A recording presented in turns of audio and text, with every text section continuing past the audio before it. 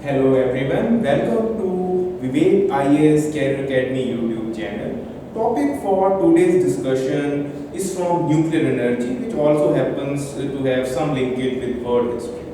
6 and 9 August 1945 are the dates which are testimony to the brutality by which US has crushed the Japanese and that marked the end for the World War II. So in this lecture, we will just brush up our main facts related to that unfortunate event, which is marking an anniversary after 75 years.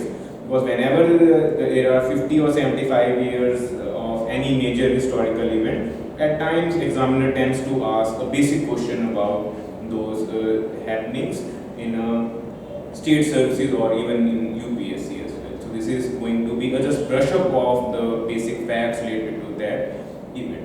So we all know nuclear is a dual use technology. It marks an important event for producing clean source of energy. At the same time, it also can be misused and produce one of the most destructive atom bombs we know.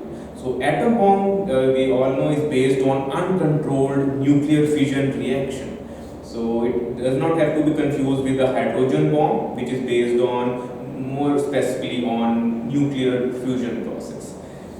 So we all know that in August 1940, in May 1945, the Allies were on victory course. Germany had already surrendered, but Japan, which was also an imperialist nation at that time, didn't accept the terms and conditions for a surrender. So eventually, it was on 6 August, an atom bomb was dropped on Hiroshima, and the code name given to that atom bomb was Little Boy. It was little by no means because it resulted in almost 1,40,000 deaths, and it was equivalent to almost 20,000 tons of TNT. So it was quite a massive explosion, and after effects were still felt across the generations. The second bomb was dropped on 9 August 1945, and it was code named Fat Man at the nearby city of Nagasaki. So eventually, Japan surrendered unconditionally, and the event marked the end of World War II, which is one of the most glorious chapters in the world history. And the aircraft which was used for this bombing was a B-29 bomber, and it was also given code name Enola K, Enola. So why this specific name was given to Enola K?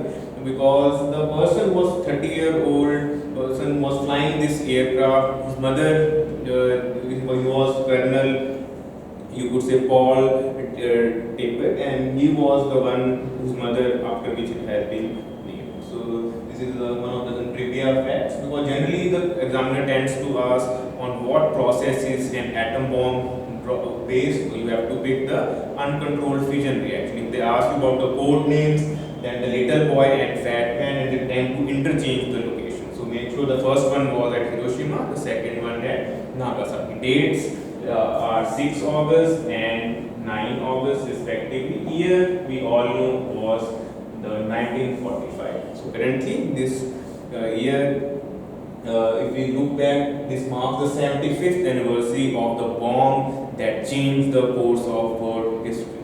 So there are lessons to be learned that there should be nuclear disarmament, and countries should not be carried away with these weapons. And still we are long way to go, even though the treaties exist like NPT and CTBT, but still we are yet far from impartial, or you could say the unjust nuclear disarmament treaty. There are a lot of other nations which have been disarmed, which are still in race to arm themselves with nuclear warheads.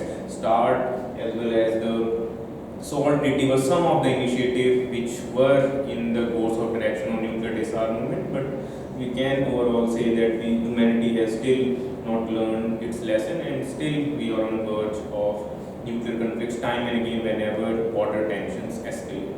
This is the only time the atom bomb was used, and practically otherwise the testing goes on at numerous times, and various countries after enriching their uranium fuel cycle or plutonium cycle, they tend to create it. India's own nuclear weapon is based on plutonium-239, which is a weapon-grade plutonium. And in fact, in Nagasaki explosion, it was plutonium-239. So these are some of the facts we should brush up from prelims point of view.